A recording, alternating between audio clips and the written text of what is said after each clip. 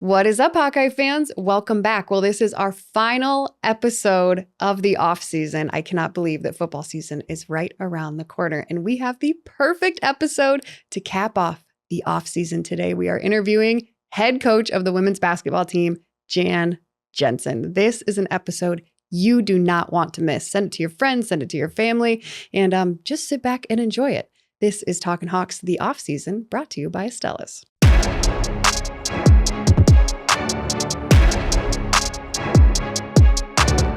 Well, Matt, I'm so excited that Estella's is our presenting sponsor of the off-season. Yeah, they always bring delicious food. It's unbelievable. And we go there often enough, but the fact that they give us fresh food like this every time is incredible. It is the best. Fresh, build your own burrito bowl, whatever you want. It is the best in the Iowa City, Coralville area. Do you have a go-to? A go-to? Yeah. You don't want to know my order. I get so much stuff in it. I do. I'm not like you, because what do you get? I get the buff. Chill out. I get the buff. It's the pancake one. It's the breakfast one. It's unbelievable. I do build your own. Ready? Grilled chicken. No rice. Black beans. Corn salsa. Mild salsa. I also like their green salsa as well. Salsa verde. Called. Sour cream. Guacamole. Queso. And shredded cheese. Yeah, that's a burrito. You fill it up. So good. Estella's, the best. Yeah, really excited that they were able to pair with us. So if you are looking for locally owned, fresh food made with love, check out Estella's today. Hello, Matt. Hey. The final episode of the off-season. The grand finale. I know. It is kind of a grand finale, but we're just going to keep going. Can you believe we've been at this for a full year now? That's actually kind of crazy. Like, yeah, producer John, heyo. He said, yes. We've done it. No, but really, it's just... Wow. It's kind of incredible. Appreciate you guys watching. Yeah, I think that's the craziest thing is when we started this, it was kind of like, yeah, let's just see where it goes and not a whole lot of expectations. But I think a lot of our episodes have surpassed expectations and then some.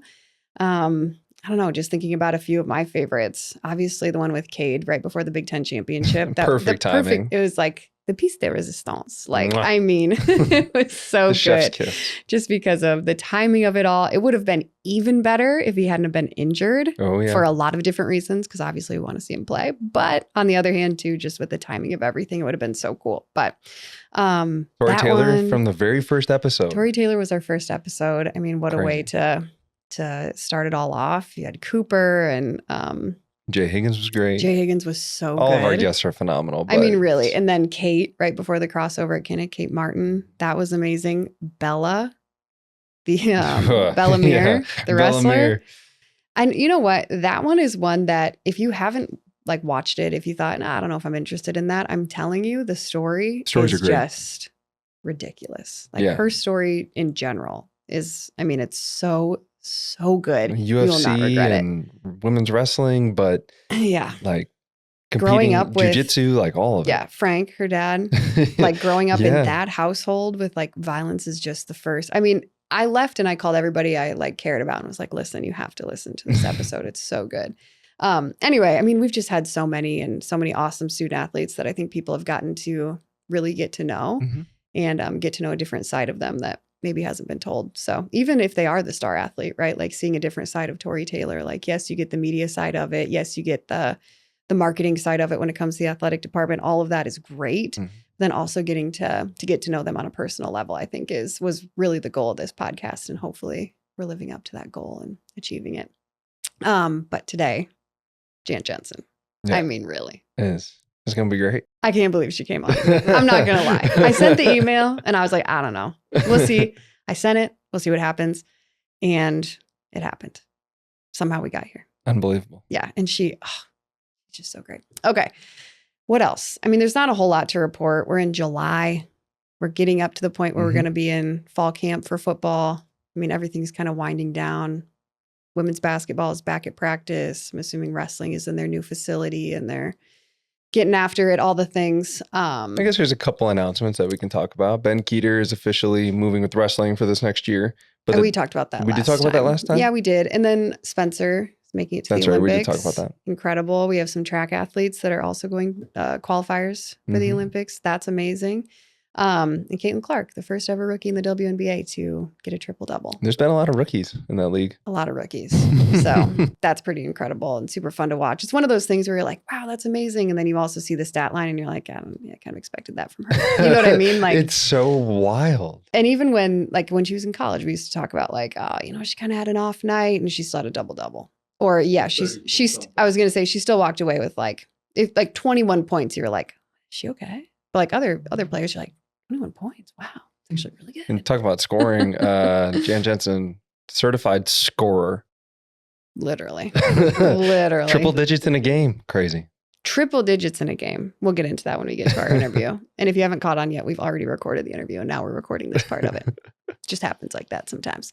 We do have one big announcement coming up. We do have a big announcement. Can we do like some background music to that? Oh, that's what you picked? Well, I'm not going to do it. John's going to put it in right now. Oh, wait, I was off beat. You were really off. Okay, ready? 1, 2, 3. Dun, dun, dun, dun. Okay. Please don't put any music. You just leave it like that. That would be so much funnier. Right. So the big announcement is, and we teased this a little bit last time, is we are doing a live podcast recording. We're doing a live show, and it's going to be at Barrett's in North Liberty. If you've never been, Barrett's Quality Eats? I think so. That's the official name. If you have never been to Barrett's, I can promise you won't regret it. Their food is so good. But their chef, it's an award-winning chef. I can't even tell you how many times he won Top Chef, but he's on multiple different cooking shows. Mm-hmm. I've had a lot of their baked goods there. Mm-hmm. Unbelievable.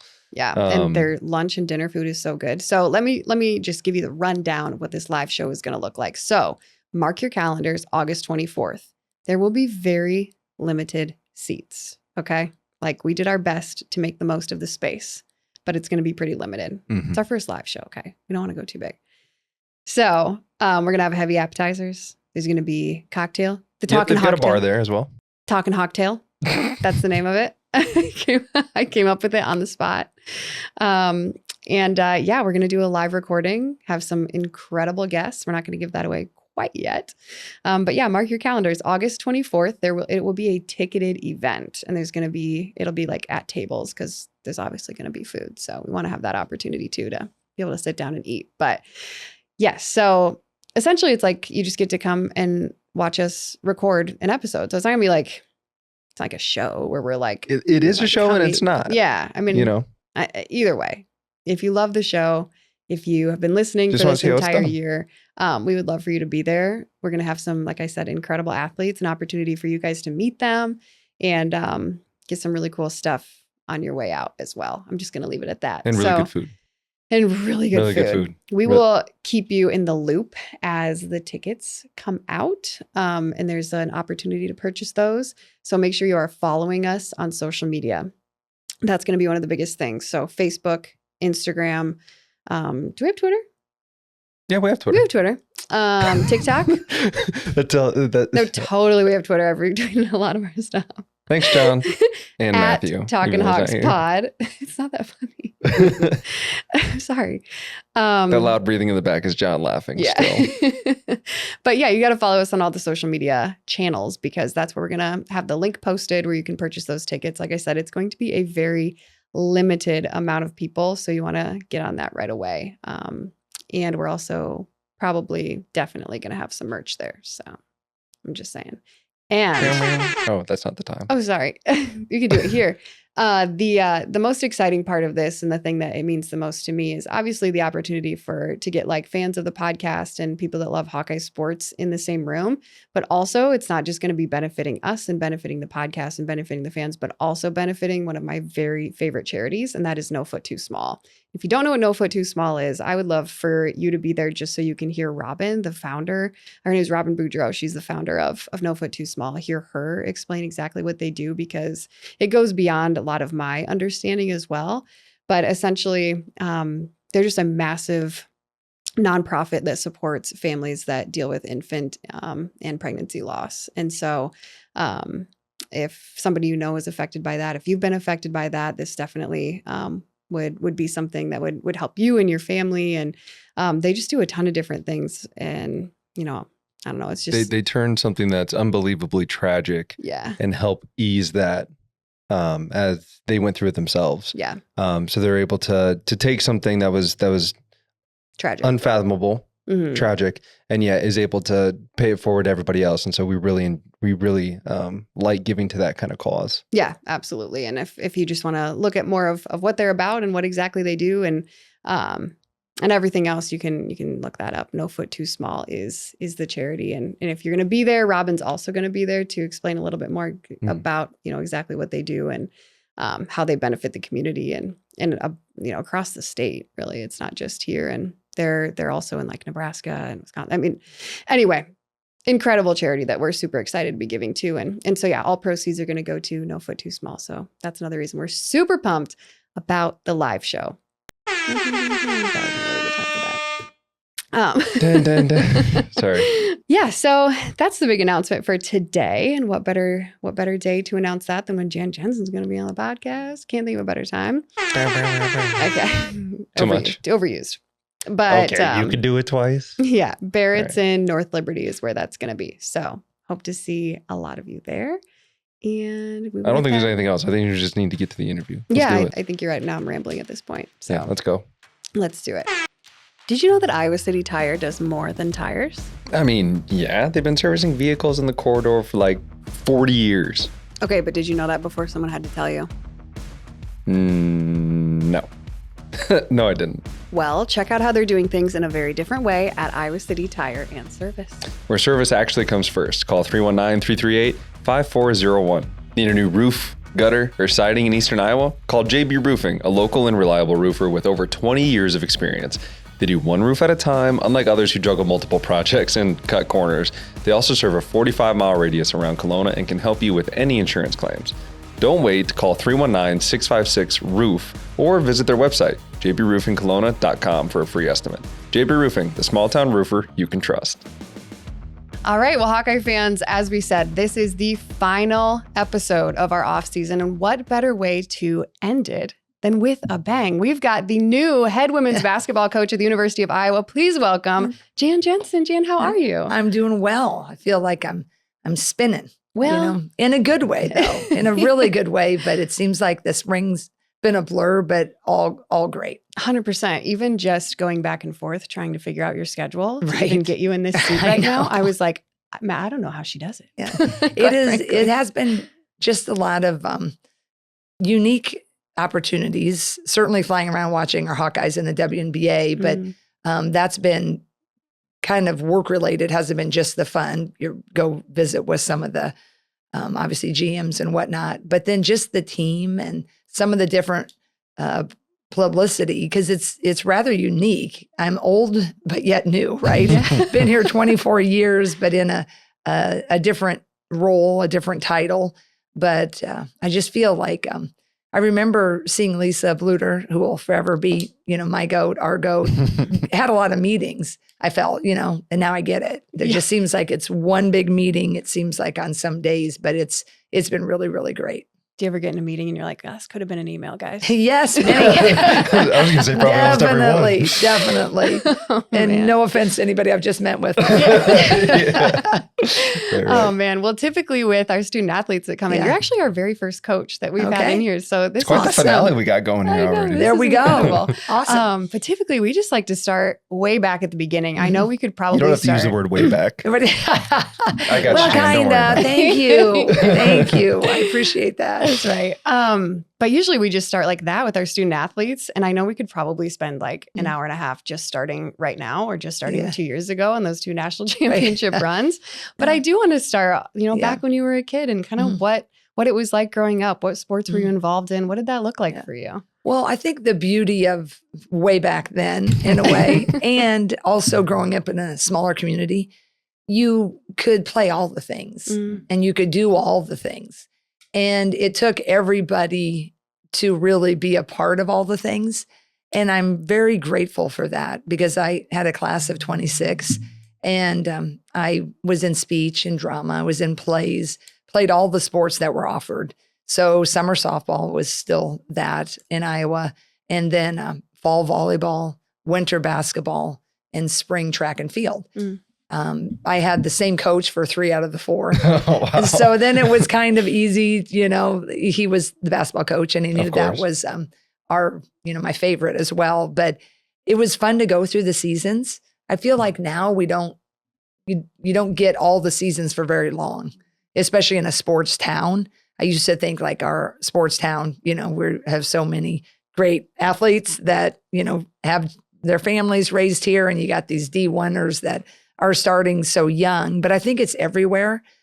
And I think that's good and bad. I think the level and quality of play at a young age and when they're getting ready for recruiting, they're, more prepared, right? But I also think the trade-off is, you can be a great football player and you could have been a pretty good basketball player. Mm-hmm. Could have been a pretty good, for women volleyball player. But when you have to funnel so early, you don't get a chance to be that pretty good. So for me, I got to be, had a lot of pretty fun, pretty good opportunities. So I loved it all. I had a great small community I grew up in. That community has been with me since little kid to now. So I think that was what was pretty fun about accepting the head job is they were so excited, my small town, because it still hovers around 200 and oh my goodness, 200 people, right? So they were pretty excited. So I feel pretty blessed about that. That is so cool. Yeah. Well, looking at some of basketball, obviously, like we talked about, but we both saw a couple incredible stats of you as a player, because I didn't know you as a player prior to this interview. Started digging a little bit. Average 66 points a game is absolutely unheard of. It is. Well, you have to remember it's 6-on-6, but even then that was a lot. I had a really great high school coach who I referenced, and that game was kind of 2 games of 3-on-3. And so the 3-on-3 when you play can be pretty fast, right? Sure. In the Olympics or in USA basketball, if you watch it, it's pretty fun. Or even in some of the pros are doing that now with their leagues. So that's kind of what it was. And we all had our roles. My role was to shoot. Never met a shot I didn't like, obviously. But I like to say I still had friends. I really did. I did, because sometimes I get a lot of static, like, oh, black hole. Your teammates must have hated you. And I was like, well, they really didn't. It was that game. It was really understood, like, okay, you're going to be a passer. You're going to set the screen. You got to enact the score. And there's a lot of different scores throughout the history. And I don't think any of them, the ones I've run into at certain old school 6-on-6 functions, I don't think anybody has had any ill will that they scored that many. And I think it's either those coaches were remarkable at chemistry and culture, sure, or it was just kind of that 3-on-3 where, you're dumping it into the highest percentage shot, which maybe has always played into the fact that I like the post play and the high percentage shot, because that's where I was, even though I'm not that big, tall now. But anyway, I scored a lot of points, and we had honestly, the crowds we had in high school, it was kind of a shocker for me. I got recruited nationwide because of my scoring, right? Because I averaged, and that's always been true. If a kid's got a knack to score, right, in basketball, men or women, you're going to get eyes on you. So I was scoring so much, so I had a lot of people recruiting, even though Iowa played a unique style. We can teach you the defense, right? From the East Coast to the West Coast. And so when I was being recruited, and then I chose Drake, because back then Drake was in the Elite 8. But I remember when I went to their games, the very first game we had, I mean, when you're being recruited, it isn't how we're being recruited now. They show you the crowds. They went to the Elite 8, so you saw some bigger crowds. But I couldn't believe that they didn't have that many people. But nobody was. Sure. And now for us to have built the program into, the sellouts last year, and I just feel so blessed because I grew up in a small farming community, rural, that really supported all their sports, boys and girls. But women and girls were certainly not second class. But I think, everybody likes to see scoring, and we scored at a pretty fun clip way back in the day. Can you educate me a little bit? I don't know. I'm not as familiar with the 6-on-6, and I don't know if all of our viewers are. Would you mind talking a little bit about that? Yeah. So it's the scorers were called forwards. Okay. And they were always on offense. Like I always played offense. never ever defense, which was a great game, right? I'm sure. And the defenders were called guards. So then they're the half court line, right? Mhm. So I was called a forward, right? So there was 3 of us on this half of the line. And then the other team's defenders or guards, they always stayed with us on that half of the line. Okay. And so we're playing, right? So 3-on-3 and we're shooting at that basket. If we scored it, the referees, there was only 2 back then, they would grab it out of the net, they throw it up to their partner, who would then throw it into the other team shooters or forwards, and then they'd begin their game of 3-on-3. So it really is just half court the whole time. It was half court the whole time. So you would run and then you'd stop at the half court line and you'd watch the other team play. Wow.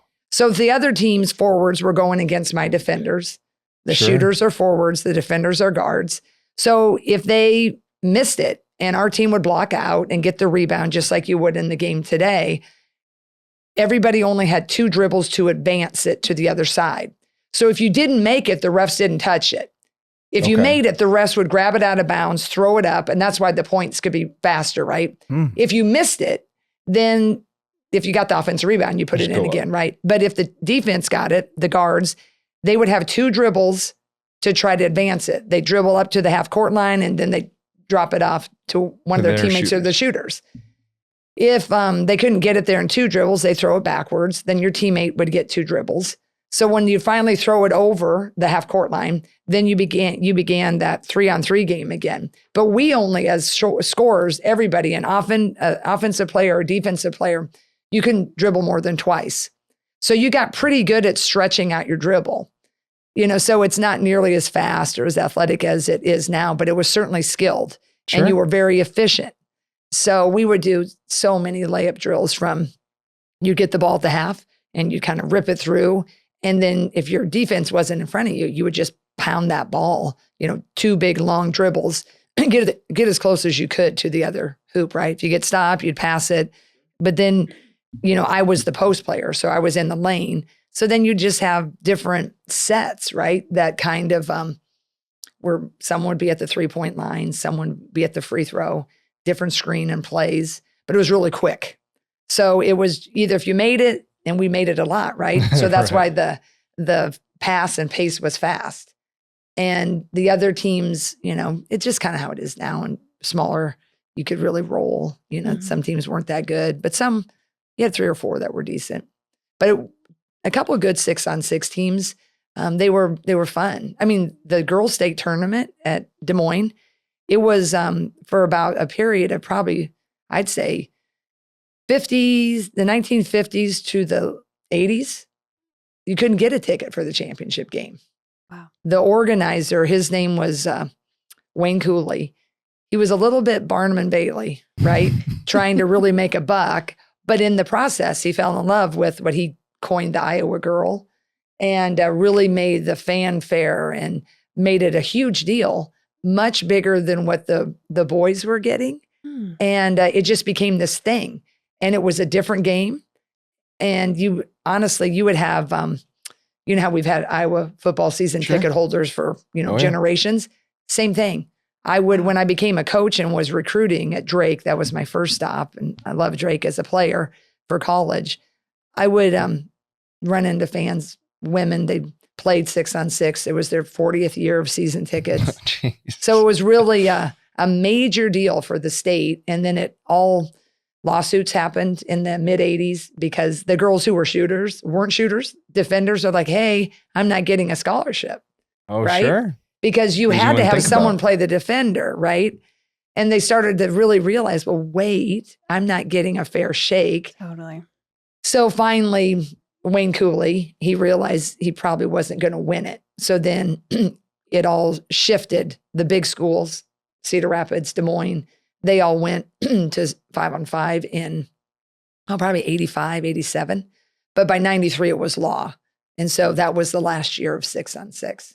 And then it's still, I think we have, a really nice state tournament, but it doesn't sell out like it did back in the day. Sure. Yeah. Just because it was so unique. Yeah. And you say, you're like, well, 66 points to average. It wasn't that big of a deal because First of all, I don't believe that. It wasn't that big of a deal. And second of all, 105 points in one game. Did I see that correctly? Yeah, that was kind of crazy. Did you ever stop? Was weird.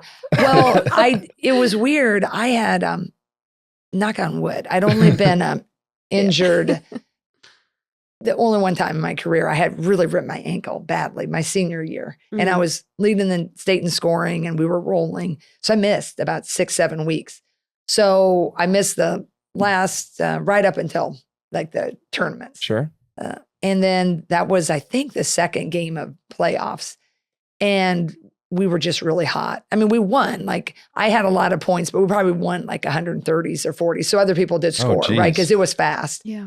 Well, we were up by probably 28, if I remember, 29 to start the fourth quarter. And he said, "You're going back in." I'm like, "I'm not going in. I don't want to go in." And he's like, "You need to. You're at 98 points. Yeah. And I was like, he's like, "Talk to the other team." Because he probably knew my makeup. It wasn't like, I said, "I'm not going in." He's like, no. And I kind of looked over at the bench and the coach kind of gave me so I went in and I proceeded to airball it, the first one. I just bank sailed it. But then I got it. And by the time he could stop, I'd had, I guess, 5 more points or whatever. So that was kind of crazy. But you know what's crazier? You know how we film everything on our phones for our kids? Yeah. I have a couple of kids too. My mom and dad weren't like that. We had probably the old video cameras, mm-hmm. But I don't have any footage of it, and I don't have any box scores or. My mom had saved some of that stuff. Her sister was craftier, so she was going to make this big, scrapbook or whatever. Well, sadly, her sister got sick and passed away of cancer. Well, all the things then were stored in the house, and it had a house fire. So, oh my goodness. Yeah. So just as one of those things. So yeah. I'm, so I don't know if it's true. I don't know if it's true. Okay. Exactly. My kids are like, "What? Let me see a box score." Cause after our games, my son just looks at everything. So right. I wish we had a little bit more, a VCR tape just to kind of watch it again. Yeah. I know there's some, probably saved somewhere, but I just don't have it. But it would have been kind of fun to have that game. Definitely. But maybe not. I'd have been like, "Oh my gosh, I never passed." It would have been like, "You shouldn't have put me in." What's really cool, like getting the education on the 6-on-6. First of all, I really appreciate that because I didn't know all that kind of stuff.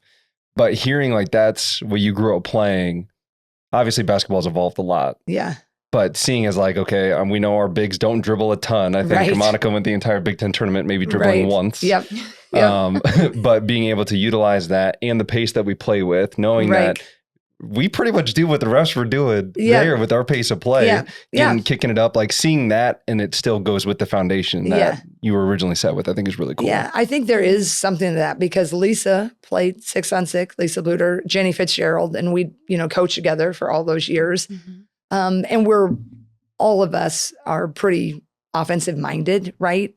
I think in any sport, like you can have, in football, you got to have a great D coordinator and a great O coordinator, but there's some and programs. Your head coach is going to favor one side or the other. You're just going to, it's kind of where you're going to spend a little more of your time. And we've always spent it more there. But I think there is some of that influence because we played that game and it was really fun and we like to score fast. And then I think just as you're teaching and you're creating drills or whatever, you're not really reinventing anything, but just the pace. And so I think there is that influence. And certainly, just by virtue of me playing, I knew I couldn't dribble more than twice. And I knew you could be pretty crafty. And so I think that overall the years when I've studied that, but what's getting a little harder now is there's not a lot of true posts left in a way, or everybody likes this new hybrid. Think the Joker, right? Sure. For Denver Nuggets is like these big guys are now shooting threes and they're not down there. Like you don't have like a Kareem Abdul-Jabbar, right. For people who really follow basketball back in the day, it's a little different. It's just not always so fun just to, do your old fashioned work, post, right. 2 steps, and then boom. 1 step and finish. Mm-hmm. So I keep trying to sell them on the fact, like, it may be kind of rote now and it may be kind of boring. I said, but it's not boring when Carver sold out and you're going like 10 for 12, right? Mm-hmm. Or you're like running down the floor and you're, blowing, by the opponent. So I hope we can keep that concept, but it's getting harder because I think there's just a different style that bigs want to play. Yeah. It's interesting you say that too, because Megan Yeah. Gustafson was Yeah. like, I mean, absolutely dominating under the basket. She was. And I remember, I mean, it still is, obviously, but I remember them saying before she went to the WNBA, they're like, yeah, but she's got to learn to shoot the three. And that really opened her game up. And I was like, for what? I know. It's true. She's dominating, but it's so funny. Like even the WNBA, they have some taller players, but they really want them to face. And speaking of Megan Gustafson, I don't know.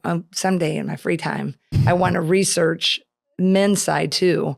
But I don't think there's been very many, if any, that have been able to do what she's done and change the game, her game. I mean, she went from the block player. She could stretch it to 15 at the elbow. But then she got cut, and they're like, you have to get the three. You have to do this.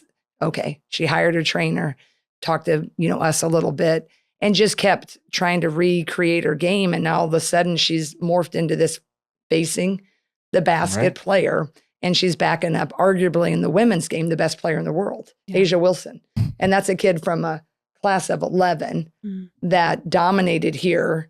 And then they don't use the post and she's a little undersized, but yet, okay, I'll reinvent myself. And she's good enough to find a spot. And I think if you think of the men's game, how many people that have played the post that have made it in the NBA. I know there's more teams and it's harder in, that sense, but it's not really harder in the sense of there's only 144 women's spots, right? Mm-hmm. So she was able to do that. And I think that's, I always tell all, people ask me about, can you have me meet your players, anybody? I'm like, if you can ever meet Megan Gustafson, you need to meet her. You need your boys to meet her, your girls to meet her, your dogs to meet her, because she's just has a mindset and a fortitude and a skill set of really what it takes to succeed and has kept a humble spirit.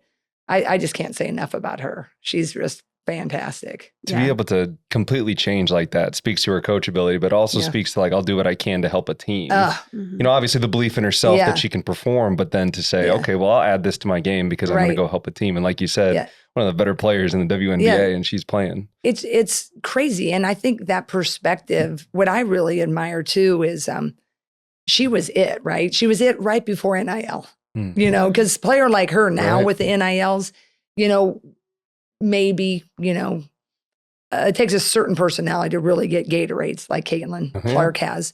But still, she was right before that, right? But then she was on top of her game and gets cut. But that she just was able to not let that deter her. It's like nothing can take away all the success she had in college, and that was beautiful. Well, she never let it kind of make her less than.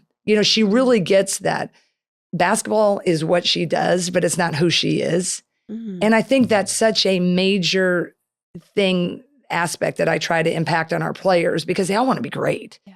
But you can get so wrapped up into being a Hawkeye or being, a pro player, and you feel like all of a sudden you're letting people down when you can't continue your stardom.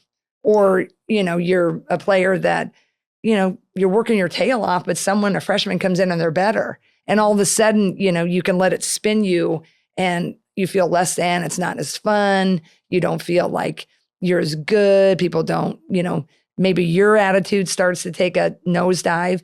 But Megan has been just an unbelievable example of you just work really, really hard and great things are going to happen. And if you keep positive, they'll continue to happen in a whole different way. And you can be grateful for that. Even though she's not the GOAT she was in college in the WNBA, but I mean, she's living as good of a life as you can live for a female at the next level. Because we don't make LeBron James money. Sure. But she's at the Aces who, in my opinion, they're the ones that act and feel and look like the pros. Sure. They built a practice facility, the way their owner treats everyone. So I think that's made me really, proud of her as a coaching perspective is that, she got the message, right? Is as coaches, I think you push everybody. That's what I always tell my own kids too. I'm like, you have to work hard, but all that does is get you in the game, gets you in the conversation. Right. I mean, working hard, it does not guarantee you stardom or a starting role. Yeah. But if you don't work hard, that guarantees you won't be there, right? Mm-hmm. But Megan is just this consummate hard worker and positive spirit that makes everybody around her better. Yeah. And I think that's the legacy I think she's left by far more greater than all of her stats, and her stats are something, you know? Yes. Yeah. Well, I think Megan too was, and we'll get to this here in a second, was the one that kind of helped with raising the curtains. Absolutely. Right? In Carver Hawkeye Arena. And I mean, I specifically remember we were doing something ahead of a game and we're sitting there and I was with Brandy Britt and Kelsey Labradier. And they're like, what do you think? Should we raise the curtains this game? And they're like, I don't know. Yeah.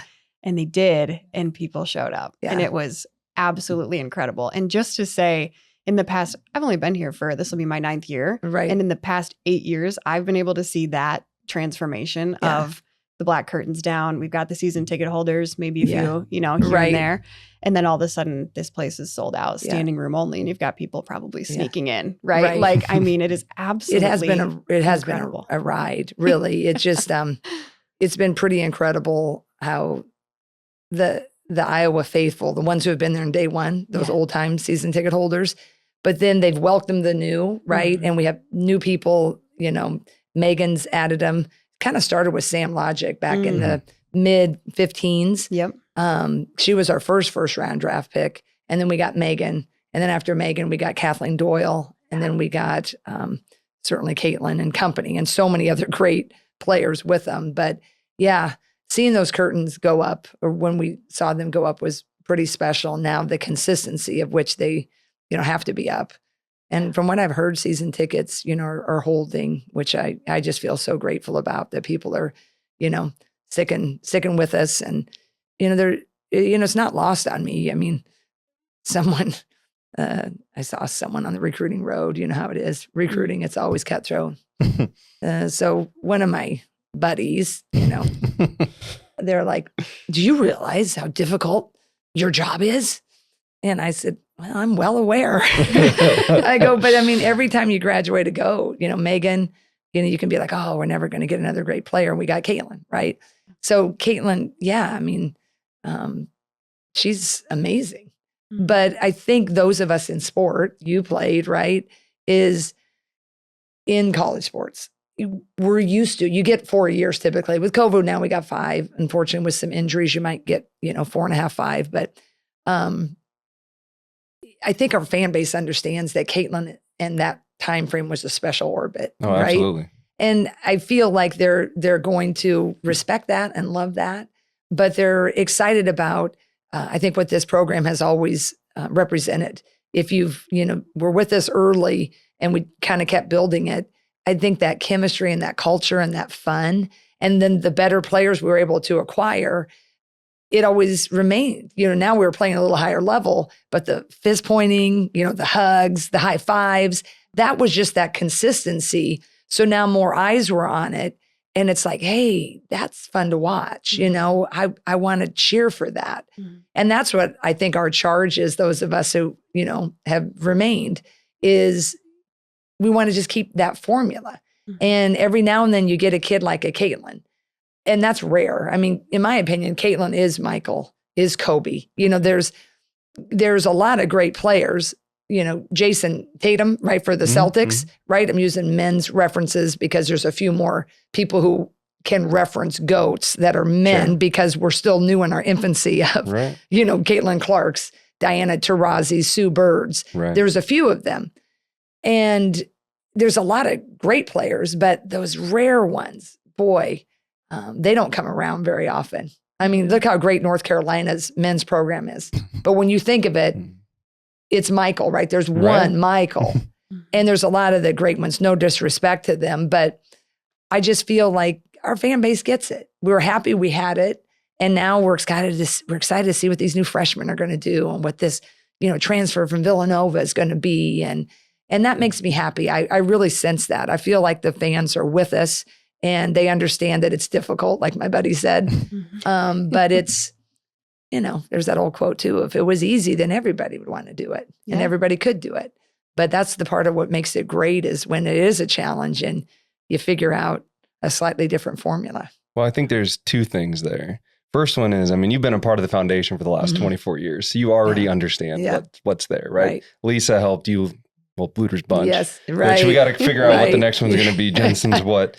But as far as like, you helped shape what the foundation was going to be moving forward. Right. So it's not like it's all new to you. You don't have to learn new faces, learn how to do things. You already have a set way of how things traditionally have been, with the innovation of what's to come and the new players. Right. But the second part, and I'm getting chills thinking about it, is like the Iowa way, meaning that just because you don't see them play doesn't mean that they're not developing. Right. I think of a guy like Jay Higgins, who sat behind Jack Campbell, who was a first round draft pick. He plays 1 year and he's leading the NCAA in tackles. Never seen a down before. Right. But he's slowly getting better behind the great players. Nobody knew, all of a sudden pops in, bang, goes off. Like, how many of those stories are still out there? Yeah. And I think that's what is cool about the Iowa way. The Iowa way, all of our programs, you know, Kirk, he was here a year before us, Kirk Ferentz, and he's just been always so supportive to Lisa, myself, from day one. And so you live it with each other without really knowing, right? But like when you're in Kinnick, like you're just like, oh, like every play when you really like those guys. For sure. And I feel like is the same when they come and support us in our games. And I think people do a good job of recruiting to who we are. And when you recruit, you know, like the Jack Campbells, and you got Jay coming behind him. And it's like, they know what they signed up for is I'm going to have a lot of fun preparing and getting better. And I'm going to be around like-minded people. Yes. And if I'm patient and wait my turn, it's going to come. And in the process, we're going to really do some things for this community and this fan base, and it's going to be reciprocated. And no one's really looking for that quick fix, that quick stardom. You know, I think that's what makes us so nervous, probably the Iowa way people with the new NIL and revenue sharing. Totally. Is because it's such a different model than what we've all coached to, right? Is, you know, you're in essence, you know, we're still trying to figure it out. The rules haven't been set yet by the NCAA, but for lack of a better comparison, we're now little GMs in a way, right? You're going to have some type of salary cap, which is good because the collectives and NILs, it's kind of the wild, wild west with no parameters, right? And then you're going to revenue sharing. If it's done right, I think they want a salary cap, which we'd like. But then you're operating like a pro team, which none of us signed up for because we stayed in the NCAAs, not the NFL or the NBA or the WNBA. So I think that's where we're really fortunate we have a great leader in Beth Getz because she's also new, but she's also trying to find the best way to arrive successfully at the forefront of this new era without compromising the Iowa way values that we've all had. But it's, you know, it's not for the faint of heart how we're going to get there, right? No. Because even now, I'm sure Kirk and Fran, we all get questions from people who sit in our office, and I'm sure they have the red flag questions that we do. And if it's too much, you know, tilted towards NIL and all the collectives and all that, it's like, man, you got to balance what your culture is and how to fit that. Because we certainly depend on our swarm. You know, I have a lot of my friend boosters like, oh, what do we give to? Do we really need to? I'm like, yeah, in Elevate we need it all. We need bricks and mortar. We need scholarships. And yes, it's a new age. You have to compete with the NIL. Right. You may not like it, but it's there. And we've got to embrace it to a degree. And being a college coach makes it tough too, because you have to recruit the high schoolers, recruit the transfers, and recruit your own people so they don't leave. So and now you've tripled the job, as well as trying to manage it like a pro team. Yeah, and it can be very complex. It can be, you know, a little overwhelming. But that's why, you know, what I've said with, you know, the staff today, we finally got everybody here. Was our first day. We're all together. Hired a couple new coaches. And then the people that thankfully have stayed with me, Raina Harmon and Abby Stamp as recruitable coaches. But like our I told them what my goal is to navigate this new era, but never compromise who we are. And, like our circle will never be for sale. And it's never, it won't be, because when we invite people into our circle, it's like your family, right? And, we have to be competitive when it comes to all the things. And I believe this community is really working so hard. Our swarm, our companies, they're trying to figure out what feels good to them. But at the end of the day, I think you got to really be careful with the people you put in that circle. Because if those motivations are tilted too much the other way, you're not going to be able to keep, I think, what's made the Iowa way. Right. And that's kind of our charge as we navigate it. And the class of 25, that's going to be the first recruiting class of all sports that are going to be under this revenue sharing model.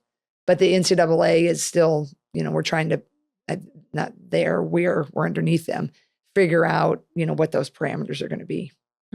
That's going to be.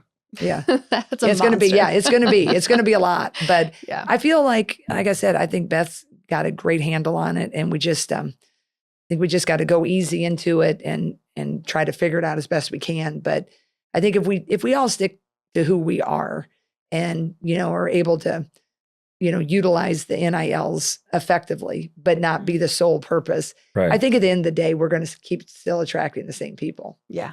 Because absolutely 4 or 5 years ago, we were still attracting the people that we could win with. You probably weren't, when a guy sat in Kirk's office, he was sitting in his office and, there were totally different guys that were sitting in, maybe a Bama office it's for like sure. at the end. And I think that's still going to be there is like the good people, they're going to like be, okay, I want to be part of that. Right. Instead of just always looking with the pocketbook. Well, and I think the small town, really kind of plays into it. Like I was a 2-star athlete, played with a bunch of 2-star athletes that turn into people over time to be that true developmental program. Right. And I think as long as Iowa sticks to the developmental program side of things, I don't care if you just talk about keep the main thing, right? Which as long as for us is football, for you guys is basketball, as long as you do that, the rest will come with it. Yep, absolutely. Yeah, and I think that's what I really love about here and going into this new territory is I just feel like we just so like-minded. Our coaching meetings and our overall administration is I think everybody's really working really hard to keep it the main thing, but also understanding you can't just be set in your ways and we're not going to do this NIL. We understand that we're opening up. And I know our program, I feel like, we're with the success we've had, we're really, we want to remain competitive. And I think the Swarm people will be with us as well as our scholarship donors across the board for all sports. And that comes down to the tradition versus innovation, right? Yeah, we've built this giant culture. We've built what we're able to do. And this is why we're successful. Yes. How do you bring in I think there's more transfers now than I ever played with. Now, part of that is the new transfer rules, right? But seeing how do those mesh because we are a developmental program, but we expect you to come in and play, at least the fans do. Right. So I think it's more as long as we stay, again, to our cultural expectations and you bring in the people that are willing to do that work, then I think you get there. Absolutely. Absolutely. That's really well said. Yeah. Rest easy when you have the Bugman's top-rated defense protecting your home and business. Providing maintenance and prevention treatments for any problem. Call today for a free quote, 563-554-BUGS. You'll also receive a 15% discount off your first treatment if you mention the podcast. Bugman Pest Control, proudly serving the Hawkeye State since 2008. The Appliance Barn offers a wide range of high-quality appliances at unbeatable prices. Whether you're in the market for a new refrigerator, dishwasher, or washing machine, they've got you covered. They also have a delivery and setup department to ensure your appliances get delivered and installed quickly. To find out more, visit appliancebarn.com. Looking to update your home with a remodel, new addition, or new build? Contact MJC Carpentry, a local and reliable contractor with over 10 years of experience based in North Liberty, Iowa. MJC Carpentry's highest priority is crafting a perfectly tailored home. Visit their website, www.micahjconstruction.com to learn more. And for a free estimate and consultation, don't hesitate to call 319-461-4786. Locally owned and operated, Performance is a full-service restoration company serving Eastern Iowa. As an IICRC certified firm, their multi-licensed technicians have decades of experience in water, mold, and fire mitigation. Whether it's your home or business, this is the team you want in a time of need. Performance Restoration. Call 319-626-2292. Are you looking for a website that boosts your online presence and showcases your brand? Look no further than Digital Boost, locally owned and operated website company that delivers high-quality websites at affordable prices. Whether you need a simple landing page, a full-fledged e-commerce site, or custom-tailored marketing solutions, Digital Boost has you covered. Contact them today and get a free quote by emailing Curtis at digitalboostia.com. Digital Boost, the website company that gives you a boost. Well, I want to go back to talking about. Yeah, we kind of got off on a jaunt. That's there. good. That's okay. That's what makes the podcast. That's right. You go all over the place. And you know what? NIL and transfer portal will do that to you. Yeah, they will. Absolutely. You go off the rails real quick with both of those things. Absolutely. My goodness. But when you're talking about having, a generational player like Caitlin Clark, you talk about the Megan Gustafsons, the Monica Sonanos, right? Mm-hmm. We were talking about you being a post coach, right? We were like, gosh, we remember when Megan had graduated and everyone was kind of like, now what? Right. At the post, right? Like we've seen glimpses of Monica, but we really haven't seen a whole lot. Right. And then all of a sudden she comes in that next year and it was like, bam, she's arrived. Right. Same thing happened with Hannah Stolke, where we were like, I think I think she's there. We haven't seen too much of her. She comes around to start and it's like, bam, she's there. It's like, how do you do that in the off season? What does that look like for you to take a player that maybe isn't quite ready to make that jump to the starting five and is kind of sitting behind someone like Megan, someone like Monica, and then to kind of turn them into, they've arrived. This is their time. What does that look like? I think part of it is I think the people that are starring, they're teaching while they're starring, right? Yeah. And I feel like that's always been what's great about, attracting those type of kids is that they're always paying it forward. They're understanding. They're grateful for where they are. And most of them, with the exception of like a Megan or a Caitlin, they've kind of been in that role where they've been, trying to work their way up. And so they've had some good leadership with their peers. But then, I think that's just a coach's job. You have to, in that summer, really have to really work on, what their weaknesses are then or areas to improve. But I think even more importantly is just get them to a mental standpoint where they really understand how good they are. And now it's their turn. And there just isn't, sometimes kids amazingly, I don't know if it's like this in football, but they can kind of question or they can play a little small instead of really leaning into the moment and being like, this is my time. And so we try to encourage them the understanding that when it's your time, we need to lean in. There's no time to second guess and think, should I, can I, what about her? It's like, no, you've been there. So we work on that a little bit, chat about it in different ways. But I think a lot of it is really the foundation has been laid while they've been watching the stars, right? And I think it just is, you have to be pretty talented while you're watching. And I think we've been blessed that they've been pretty talented behind him. Yeah. A lot like Jack Campbell, everybody behind him, Yeah, that totally makes sense. Yeah. And you're so right about that. You can see the mental shift, right? And sometimes I think with Hannah, I feel like it happened kind of during the season where you saw that mental shift with her. Absolutely. Where you're like, there she is. Like, this is what she's really capable of, right? And I think everybody witnessed it, which is just such a beautiful thing. It is so fun. And we need it. Yeah, right? Totally. When we need it. And I think that's my charge to Hannah is like that consistency now. Because I think that's the fun part of it now is we've had the target on our back pretty big the last 2 years for sure. A little bit the 3 years when Caitlin was here that freshman year. We knew she was pretty good, but it was COVID. We got to the Sweet 16. But then when we went through that, her sophomore year, but then that junior, senior year, it just really exploded. But we had the pressure, right? And we used that. Pressure is a privilege. Lisa thought that was a great motto.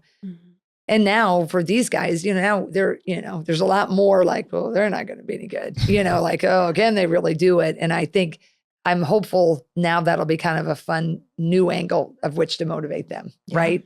and they can use it, they can sense it, right? And I think the fan base for sure is with us, but I think people outside looking in, I mean, you get that Caitlin is gone and Kate and Gabby and Molly Davis and, Sharon Goodman. So I think that's as a coach I think sometimes you're kind of like, you think you always should say, oh, we love the pressure. Like, we want to be there every year. And we do. But when you're not, it's okay to be like, okay, what's the positive of being the underdog? Mm-hmm. Yeah, it feels a little lighter. So let's go with that route with them. Yeah. And so every year, regardless of, how it goes the year before, I'm all about taking the temperature of what is it that's real. I'm not really one to fake motivation, like create something that isn't there, right? Or to use a motto that is, too hokey. Just this, it's got to fit. We call it fake juice. I don't, not into that at all. Yeah. Like it's, and this year's team, I think, we can kind of enjoy that underdog role because it was a lot the last couple of years. And we can use a little chip on our shoulder now, knowing that everybody thinks we've graduated a lot. We know we have, but now Hannah, hey, this is, another moment for you, right? Yeah. Now, you're may not be the second option. You might be the first option. Right. So what are we going to do with that? Mm-hmm. And I believe that she'll be ready for it. Does it kind of feel like your season just ended?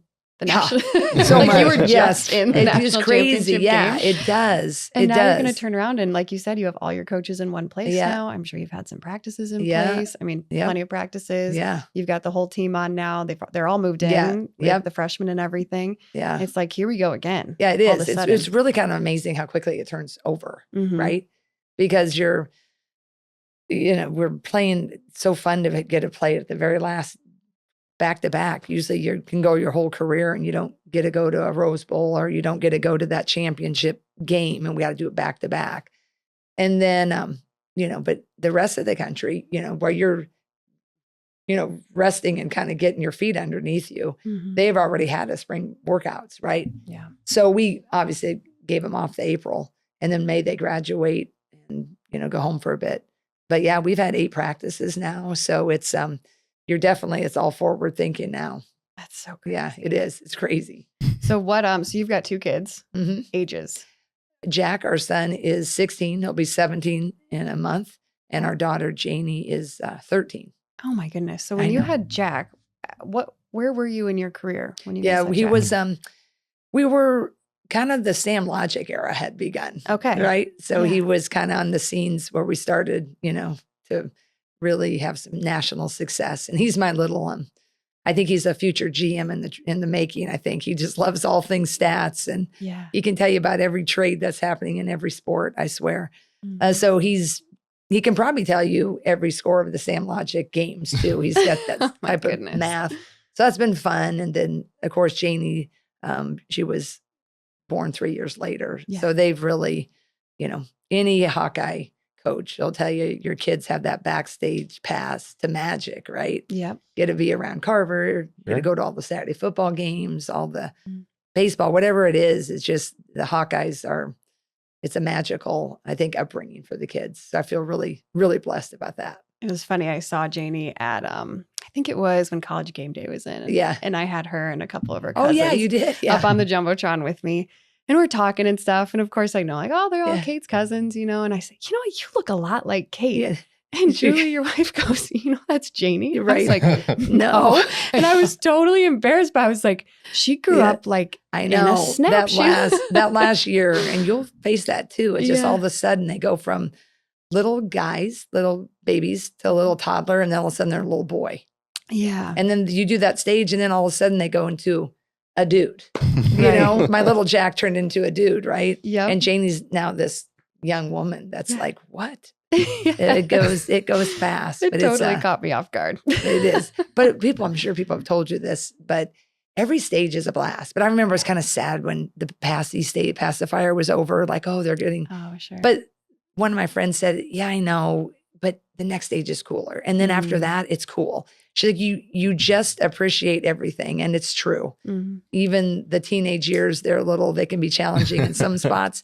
But overall, though, what's happening in their minds, it's just being a parent is really fun. And you will miss certain things of the last stage, but there's so much happening in the current one. Yeah. I think that's the most positive take I've ever heard, because our son is 3 right now. Right. And it was, the terrible twos. Just wait till they're 3. Right. It gets worse. It gets way worse. So then it's like, then it gets way worse when they become toddlers. This is the most positive take I think I've ever heard. They're the moments that you're like, oh my gosh, I'm failing as a parent. Yeah. But my Julie, her mom was a lovely, sadly, we don't have any of our parents left anymore. We're a little older parents ourselves, but our grandparents. Mm. But Julie's mom gave great advice. One time I was holding Jack as a baby. Mm-hmm. And I said, just worry I'm not doing it right. And she said, well, I'm going to tell you something. She's like, they survived despite us. She's like, they're really resilient. And she was really wise. And she said,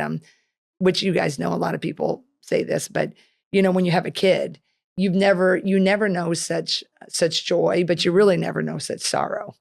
Because when they're yours, when they break their toy, or they just, they're so sad, or, now when they're bigger issues, when someone, they hurt their feelings and you can't really fix the broken toy, but they got to figure out those dynamics of friendships and all that. It is just this incredible, incredible ride. But also with the terrible twos and all the things your friends are telling you. She also told me, she's like, give it 2 weeks. She's like, everything in this, she was also a teacher. She's like, behaviors, 2 weeks, you'll be in and out of it. And that's been pretty true. Yeah. So when you have those moments, in my opinion, I'm not saying like we've had moments, but usually like in a couple of weeks, it shifts, no more. And it might even be faster. Mm-hmm. And usually the terrible twos, like, we all have our choices in Target, right? Do you just get out of Target and don't do anything? Or do you take the moment in Target to scold and cajole or whatever? Sure. That's every parent anywhere. But I always think the good always outweighs the hard. Totally. It's funny you say that. Our son has it's Leonardo from Teenage Mutant Ninja Turtles. Yeah. And his hand got bit off by our dog. Oh. And instantly I was like, all right, let's buy Raphael. Let's buy Donatello. Now we got to buy all of them. We got to buy all 4. Yeah, we need Splinter. Right. Oh my gosh. I forgot those little turtles. Yes. Well, it makes me think too, and I had made this comment when Lisa retired and they came out with the video of her, right, from the first time she stepped on for a press conference, like first time she stepped out. And I was like, she was pregnant with Hannah.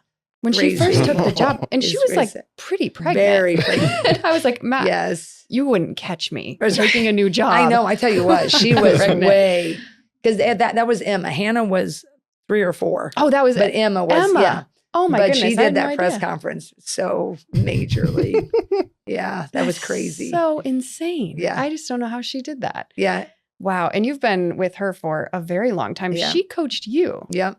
And so what was that like? It was awesome. Yeah.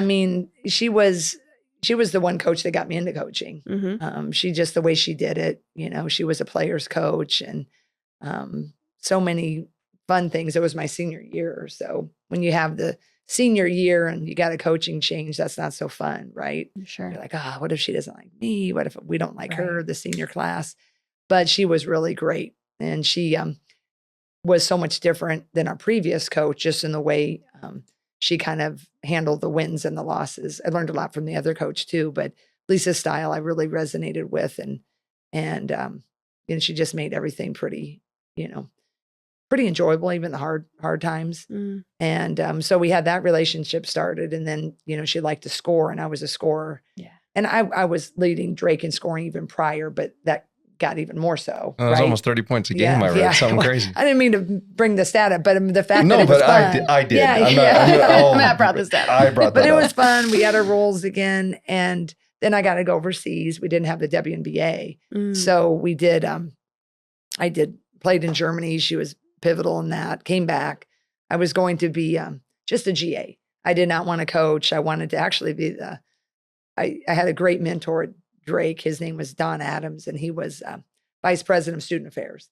And he thought, man, that'd be a great path. But he said, maybe be a college president. He never went that route, but he thought that'd be great for you. And so we had this thing, he and I, and that's what I was going to do. So when I went back to Drake, I said, I'm going to be a GA for 2 years. Well, she had a coach leave late for a head job.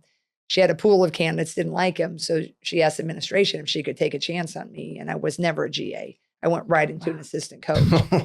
So the loyalty started right back then. And then so 2 years turned to 5 years. I got my master's. But then, 33 years later, I never quite made that college presidency route. But it was just a fun ride. And I think a lot of fans, when this job, she retired, then I got it. It was always the plan, but I was never hopeful. Sure. Whether it was Gary Barter or Beth Getz in charge, it was never assumed. It was hopeful. Mm-hmm. And so I knew I'm so blessed that it happened this way. Mm-hmm. But I think the reason it always worked with us is because I was never pining for that job, right? Mm-hmm. It wasn't like, are you going to retire? Let's go. We were having a blast. And we were, Jenny Fitzgerald too. We just were all doing our own thing and roles together. And so when she retired, it was a surprise. Everybody always says, oh, you knew she was going to retire after Caitlin. I said, no, we really didn't. Because we actually talked about how amazing this ride was with Caitlin. And, Caitlin's just fantastic as well. And Kate and Gab, all of them. But the management of that stardom, just with that, when Caitlin just began to grow and, we're always working on the culture and our players get so much credit. We thought about, remembering what it's like to have a little more normalcy. Yeah. And we have many conversation like, next year, it'll be, we're going to really miss this, but it's going to be interesting. How's it going to be, all that stuff. And I remember we were at Maryland, we were talking about it. And Maryland was one of the times when we pulled up on the bus, it was like hundreds of people. Mm. And like we had to exit through a kitchen, right? We did that somewhere. We actually did that at Virginia Tech too. There was a lot of people. That was in November. But just to get to the bus to kind of keep the focus. And she's like, this is just like a circus, but in a good way, right? I said, yeah, like when the circus came to town, but it was like, way back when you read the books. Mm-hmm. And we were just always contrasting how lucky we were. And then the challenge of this year. Mm. So when she went on vacation with Dave, a lot of her colleagues had said, you just know when you know. Mm. And she said, I just knew. She's like, because her son will be a senior at Grinnell, David. And she said, I've just missed so much. And she said, I feel like, it's at great hands. Hope you can get it. But I feel like I'm ready. Yeah. And so when she came back and, told myself and Jenny, of course, there was emotion. Yeah. 32 years or 33, if you count me playing for her. Right. That's a lot of years. So you have to keep that in its sentimentality, the nostalgia. Mm-hmm. And you have to have a moment, right? So it felt a little odd going it alone, right? But I wasn't ready to retire. I love it still. Yeah. And I certainly didn't want anybody else sitting in her chair, right? Right. Yeah. And so we just couldn't have been any more blessed with the past that we've been able to share and the heights we got to. Mm-hmm. And now to be able to, keep carrying it on. Man, I feel beyond grateful. Yeah. And, I think when we were talking too about just you taking over this job and how a lot of times, like Hawkeye fans love continuity. Right. Clearly. Yeah. We've had Kurt Barron for how many years? We've had Lisa Bluder for how many years? Yeah. Tom and Terry Brands, Fran McCaffrey. Right. Like, our main coaches are, they've all been here for so long, for decades. Right. And we appreciate that. We love that. And so when we saw Lisa retiring, I think all of us kind of had a collective like, oh. Right. And then we saw you get hired and I went, okay. We're fine. It was a heck of an hour, wasn't it? I think really if you took a nap, a lot happened. Totally. I think for our personal fans, I think that's when Kate Martin actually officially got on the roster too. Yep. So there was a whole bunch of things that happened and people said, man, you took a nap. You missed a lot in that hour. Yeah. But yeah, it's, I met a lot of fans who shared that right after, like we were so sad, but then we were so happy. And I said, me too. Mm-hmm. It's all the things. Right. I don't think you can have a ride like we've had where you weren't going to have some that emotion. Yeah. But, the nice thing is Lisa's like going to be an amazing consultant. Sure. She's not moving She's she'll travel. She'll help us certainly with all of our outreach, NILs, fundraising. But she's excited to sit up about, I think she's picking out her seats. I don't know where they're going to be, 4 or 5 rows up. I guess Caitlin is trying to hatch a plan when Caitlin comes back for a game that she said, maybe Jan will just let us sit at the end of the bench. She's like, no. She's like, she will not let us, and nor would I let us. But Caitlin's always trying to instigate and be in the thick of it. If I were to guess, we are going to see Caitlin on the bench at some point. I'm pretty sure that probably when your back is turned, she finds a way. Yeah, she finds a way. And I'll see you go. Yes. Okay. Yeah. You usually do just kind of throw up your hands. Yeah. That is so cool. Well, how many years, being with Lisa? I mean, there's so many things that you could probably say you took from her and her coaching philosophy and just her as a person. I mean, I think that's the coolest thing, just being in my shoes, right? Being down on the floor, but being kind of arm's length where I can just watch everything happening over the years. Is that not only is she a phenomenal coach, right, but she also is like a top tier class A person. No, I mean, like there is not one time I've ever seen her disrespect a person, a player, a fan, a ref, right? Like she is just a phenomenal person. Yep. All around. I mean, what do you take from her mainly, right? I think the thing was everything you said, but I feel like she was just always that selfless leader. It was never about her. Sure. I mean, there's so many now they get into the game, right? They're flashy. It's demonstrative, like every play call, and it's every decision they made was why they won, right? Yeah. And she just has always been about everybody else and really trying to set her team up. And I think that's what's been really cool. Like when I was coached by her, that's just the way it was, right? But then the reason I always stayed with her is because that value set aligned with mine. But then I would just see so many other ways people were doing it. Yeah. And that's the amazing thing, I think, about success and winning. There's a lot of different ways to do it. Sure. But man, some of them are shady, or they're underhanded, or they're just, it doesn't feel right to most of us, right? Silly. But sometimes. A lot of times they win, right? You think about sometimes people who really, just hard lessons for your kids, like that my kids growing up, when they see different, great stars succeed with how they're acting, or, I don't care if it's business people or politicians or whoever. It's just like sometimes the world's off with what success is and how it can be. And even though maybe the scruples aren't aligning, but with Lisa, I think that's why, honestly, the last 2 years that a lot of her profession was for her. Because there's not many that have lasted that long at one school that have gotten to that promised land. Yeah. But, you might, I really believe this. You might have your competition with people because you have rivals, but I don't think anybody could ever not like Lisa. No. There's nothing that she had ever, she wasn't, like all those things. She wasn't disrespectful to our most, hard foe, or, the deep rivalries. She just really always went about her way with a humble spirit. So I think that was just a great lesson for all of us that played for her, that worked under her, and all of, just all of the Hawkeyes. Yeah. So I think that's the one thing I think that she should feel the most proud of, is that she never lost her way. Yeah. Never, that's beautiful. Never lost her way. And that's why I really, I just, she better, I hope that she needs to be in that ultimate Hall of Fame, because people who do it her way, they're rare, really rare.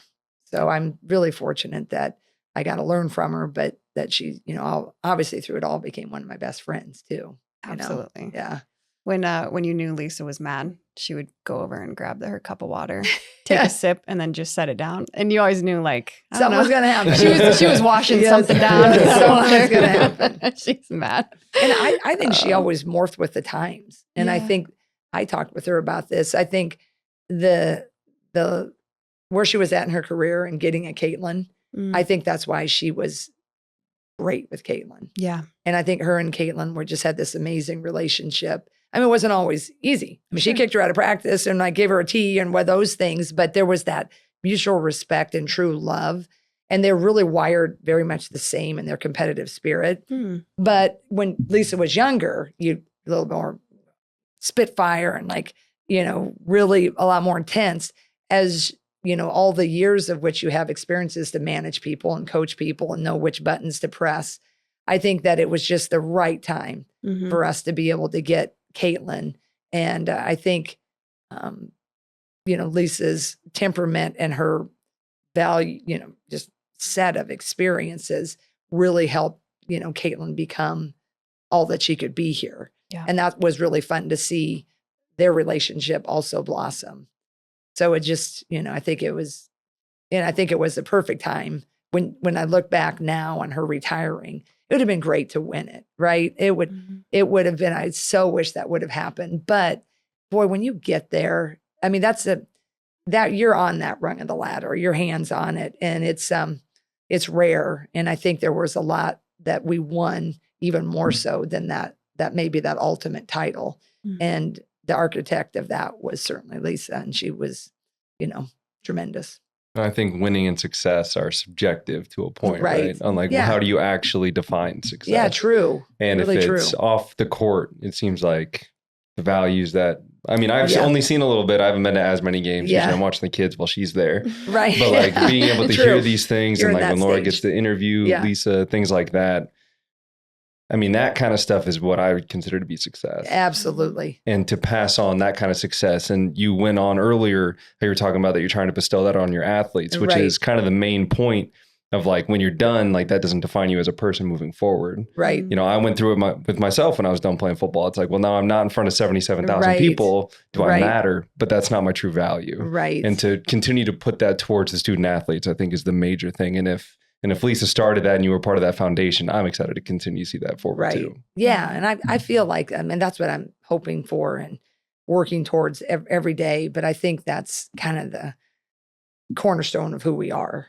And I think a lot of coaches here.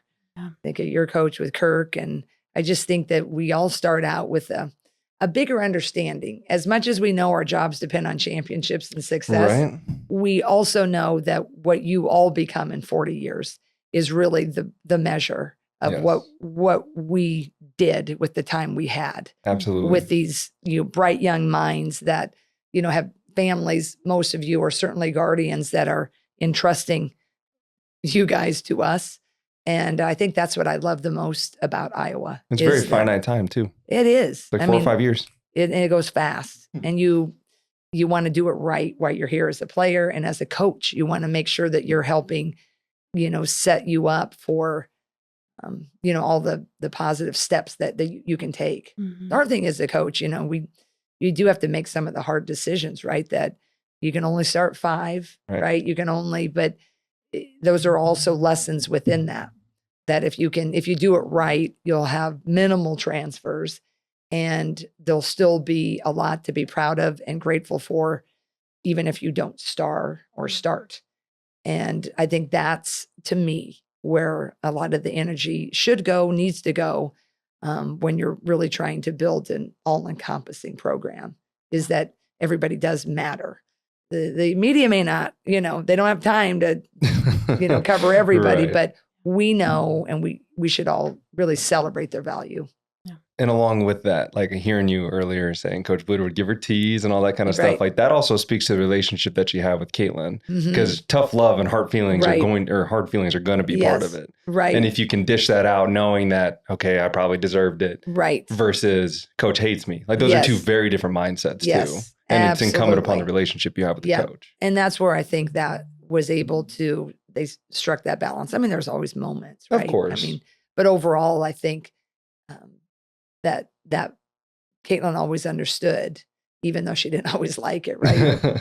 But it's, I think now when she looks back, and certainly did even after a day, oh yeah, I got it. I was a little salty, right? Or whatever. But I just think looking back now on that time frame, talk about going fast, that orbit went fast, right? But there was just so much growth and everybody learned. A lot of mistakes too. I mean, we didn't do it all right. That's part of the fun of it, because you can learn from that. Yeah, absolutely.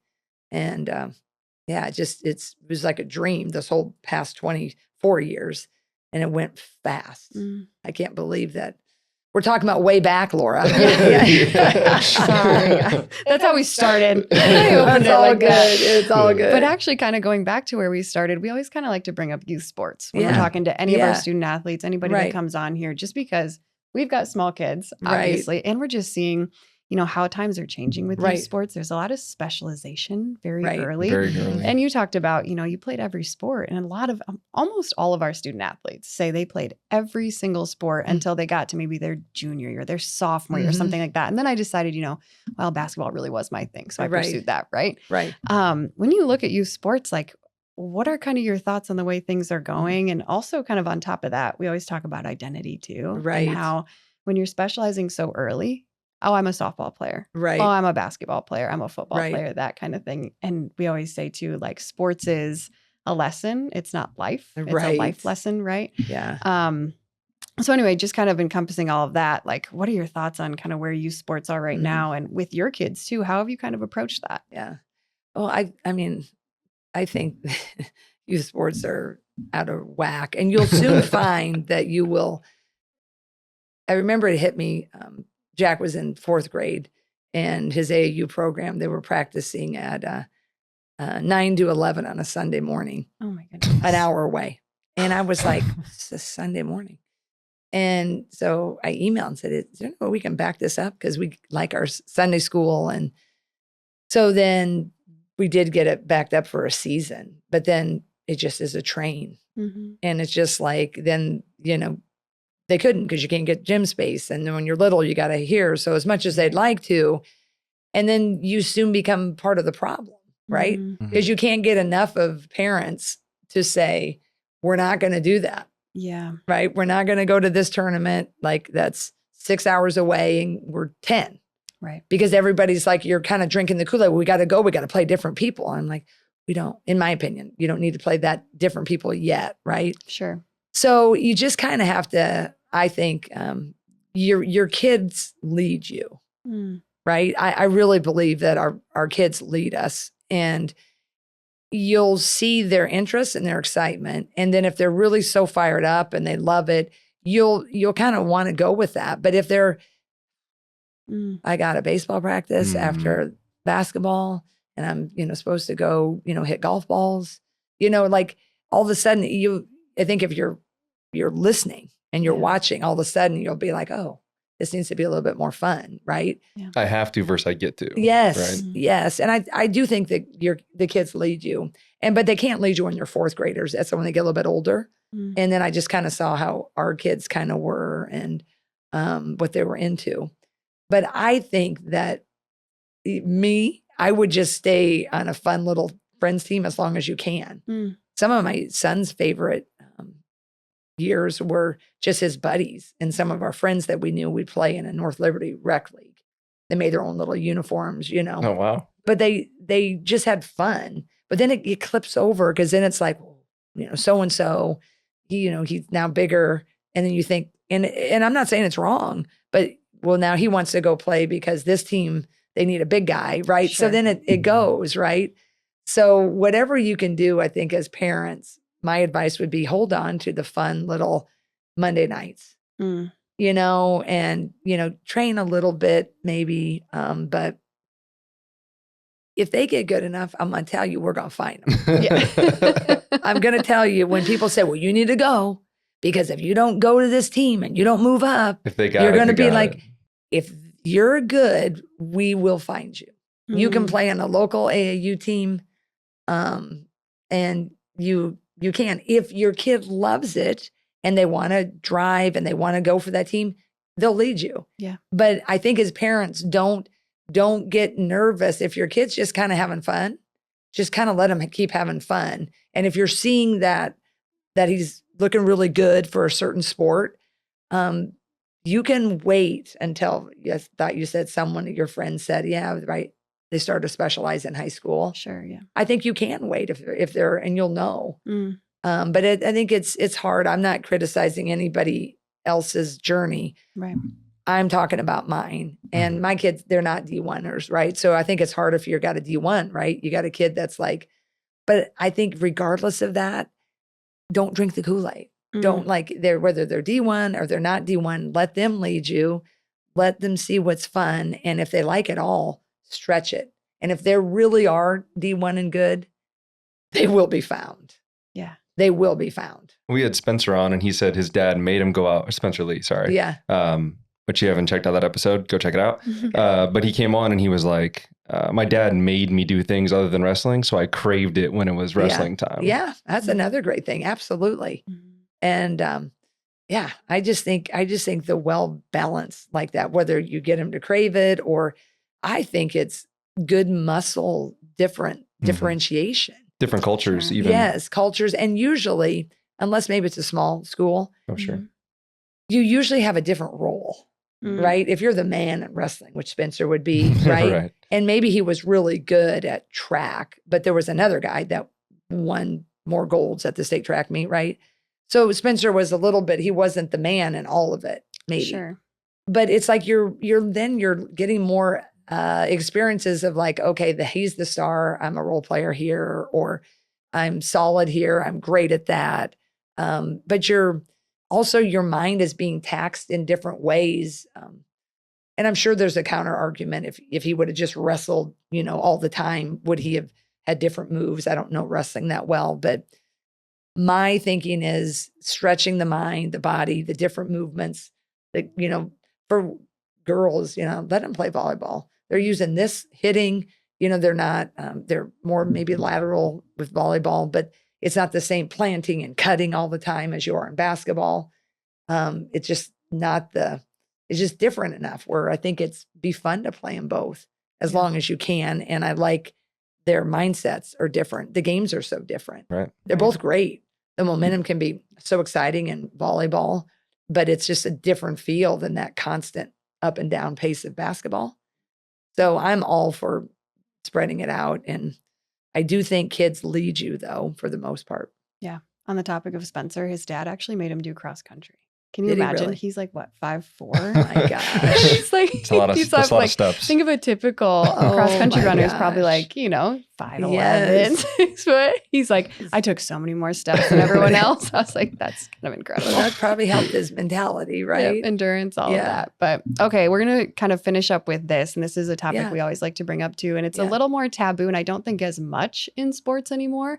But you had mentioned Sunday school. I know that your daughter just got baptized. I saw that on your spouse Julie's Facebook. So how does faith kind of play into your coaching, your family, your life outside of basketball, and obviously your life in basketball as well? I've really been blessed with a strong faith. I grew up in a country church, Lutheran, but I had two really strong grandmothers who, Bible was kind of there, not maybe like a Pentecostal in a Lutheran, but it just, we didn't really miss church or Sunday school, but just a lot of gratitude, morning prayers, night prayers. But I think as I've gone through my life, I just feel like I'm thankful for my faith because I, with, our kids as they're going through their church and situations and they have, different kids that don't go to church, don't believe or whatever.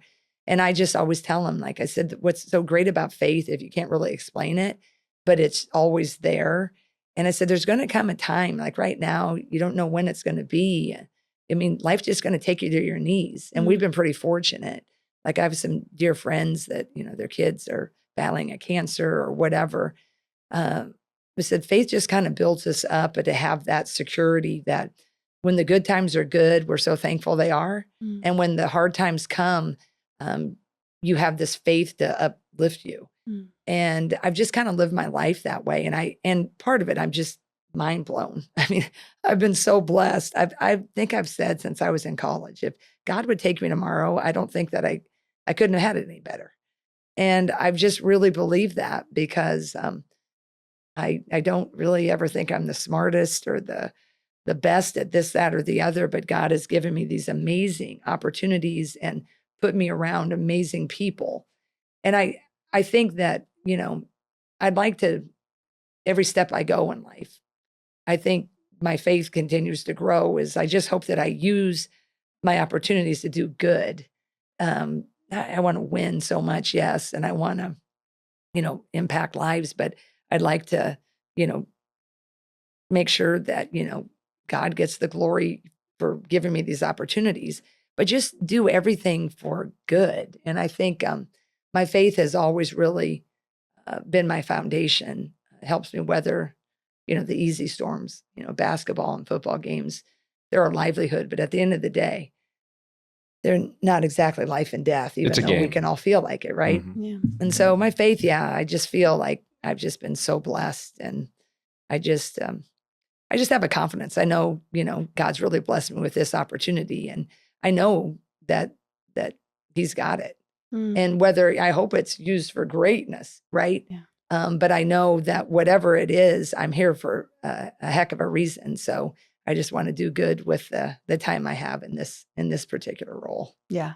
Oh, that's beautiful. Well, thank you so much for sharing Yeah, that. absolutely. Okay, final thing, actually, for real. Yeah, no worries. I love it. I'm honored that you had me on. Oh my goodness. I see your Likewise. shows, and you guys, I have to say, I think it's so cool.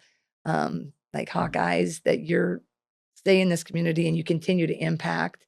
It's just a really neat story. And, I've been here so long. I saw you grow up, right? So, and then now, what you do, it just is, it's really cool. So thank you. You really make our Hawkeye community really special. And it's fun to see you guys raising your family and doing this. So I'm honored to be a guest on your show. Oh, man. Well, thank you. We were totally honored that you even agreed to it. Yeah, perfect. She goes, I sent the email. We'll see what happens. It's all good. It was just my schedule for a second. Yeah. So thanks for sticking with me. Oh, man. Yeah. Thank you. Well, we just kind of want to get a preview of how the team's looking. Yeah. I mean, all the other things aside, you've got 8 practices in, you've got your new coaches that are coming into. Anything you can say about them? Lucy Olson, obviously, all the freshmen you've got coming in. What do you got for us? I really, we've had 8 practices, but we've been together really a month. But I feel like everybody's going to like this group. Yeah. We have 5 freshmen and a newcomer, a portal transfer, and Lucy Olson. And what I like so far, our portal usage has been need-based. Mm-hmm. And I like that. It's not been get rid of and add, right? Sure. When we have a need, and we certainly had a need after Caitlin, because one of our freshmen, who's a great point guard out of Peoria, Aaliyah Guyton, she hurt her knee at Christmas. So she's still not quite fully back. So we've certainly needed a point guard, but also someone experienced. So we were thrilled that we got Lucy Olson from Villanova. And, she's just really fun. She's got enough moxie about her that's really enjoyable, but a great humility. She's got a fun mid-range game, which we haven't had. Mm-hmm. That mid-range game is kind of elusive. And we're used to half-court shots. Yeah, exactly. And so it's a mid-range. It won't be, right, it is a different kind. Sorry, I didn't mean to interrupt you. No, but I think it's good because, they're 2 different players, Caitlin and she is. They both have a little bit of the same competitive, but she is definitely, passing it first, loves that pull-up, can hit the 3. So I think that's going to be a lot different feel. Mm. And then our freshmen are just really neat kids coming in. Couple, 3 of them are just outgoing, hardworking. Like if you came to our practice, it's just as energetic and loud as any we've had. And I really feel blessed as a first-year head coach that we have this group. And I tell them that all the time because they certainly could have gone other ways, right? They didn't have to hold, and everybody held with that coaching change. And their energy's good. I feel like we're right on pace. It's going to be a little slower to put things in because we have 6 new people. Yeah. We haven't had 6 new people forever, it seems like. But I feel like you're going to like them. And they got a good positive attitude with it. Yeah. So that's exciting. And you asked one more other thing. Was it about? Your new coaches. Oh, yes. Mm-hmm. I got Randy Henderson. She was my very first post player here, our first post player. So kind of cool. Yeah. She, in her senior year, we took over. Mm. So now I'm in my first year, and she's left her head job to come and help me. Wow. So, but, Lisa and I were together. And so now Randy's coming to help me because I coach with Lisa. So she's just as a great, anybody who knows Randy Peterson Henderson loves her, and our old time fans love her. And she also is married to one of our former Hawkeye men's players, Duez Henderson, and he was a Hawkeye favorite. And they're coming to move in, and they have 2 beautiful kids, just Zeke and Harper, and they're just, I think, 7 and 5. So that's going to be fun, and just love them to pieces. And Randy has been accomplished. She's been at head coach. They're successful, won coach of the year, went to a small college in Minnesota, turned that around. Then she was at Division II Wash U in St. Louis. That's where she currently was. So I'm really happy to have some head coaching experience with her. And then Sean Sullivan is actually an Iowa City native. He was our manager, worked his way up to a video director. But then we said, you got to go get some experience. So he went to Penn State and Pitt, and then was a coach at North Carolina Tar Heels, and has just shined at every stop. And he was a great young kid when he was working with us. You can just see it in him. And so then when I got the job, I was like, oh, it'd be great to have him come back. And he and his wife have a little 9-month-old, I think, maybe a year. So Sean just got here today. Wow. So, which is fun. So we're all getting the pieces together. But I really like for my first hires that, knowing people and coming in with who I already have, it feels good. I love the feel of our staff. Oh, man. Everybody bleeds black and gold. We do. I tell you what, I know, coming back home, they were both very excited to do it. And I feel really blessed. I do have one last question. You said she was done, but she lied. So obviously if Lisa's up a couple rows in the stands, right? Is the foot stomp going to make an appearance? Did you take that from Lisa? You know what? I do not know. I don't know it every game. I know. I don't know what will be. I coached a couple games in Europe this year or last year, and we stomped people. My son was so cute. When I got the job, he's like, well, your margin of victory is like 63 points. Like, I was like, well, thank you, Chad. That should give me the confidence. But Jeez. There wasn't enough to challenge me on the foot stops. I feel like maybe though, it's kind of, because it's loud a lot of times. So your foot stomp, or you're kind of like, she got everybody's attention. It could be a slap of the scoreboard, maybe. Okay. I don't know. You're going to have to critique me after this and say, hey. And from Bluder's Bunch, we need new T-shirts now. Yes. That's another thing. Yeah, no, I think we're good. These are the things that I think of. Yeah, the important things. Only the important things. What are the T-shirts? That's so man. Well, we are so excited. Well, thank you. Thanks for your support of all Hawk things. But I appreciate you having me on. Yes. Thank you so much for showing up and being here with us for, gosh, I think we're like an hour and a half in. Well, there we go. More, so people are going to have to fast forward the boring parts. I rambled too much. There were none. Yes, this okay. is great. Okay. Well, again, we're just so excited to see what's to come for women's basketball, and we got to sell out our season ticket holders. That'd be great. I think they're working hard, so I feel like if at least get close to the sellouts, but hopefully we'll do our part of the bargain and put a product on the floor that people want to continue to watch. I have no doubt. Yeah. No doubt. Thank you. We're working on it. Well, Coach, thank you again so much. Thank you. Thank you. Appreciate it.